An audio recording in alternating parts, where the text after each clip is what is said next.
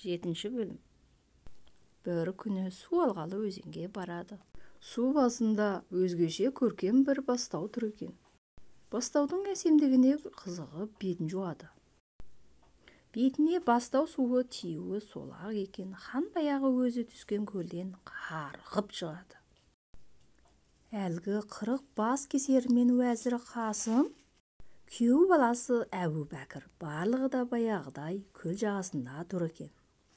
Хан сасқалақтап: «Ойбай, шырақтарым, мен кеткелі қанша жыл болды, сендер әлі мені күтіп тұрсыңдар ма?» дейді. Сонда уәзірі: «Ешқандай өзгеріс болған жоқ. Сіз көлде жақсы саяхаттап жүрдіңіз.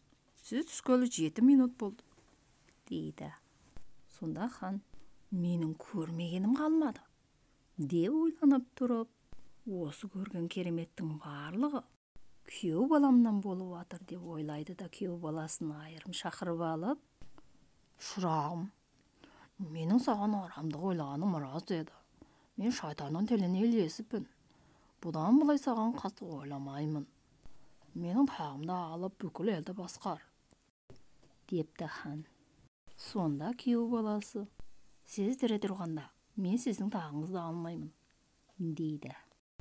Сонымен хан саяхаттан қайтып ауылына келеді.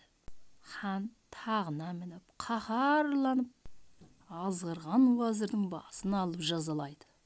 Борсықтың бағып алған әкесі шал да сол қаланың абыройлы қариясы болып, барлығы да рахатты тұрмыс өткізіп армандарына жетіпті.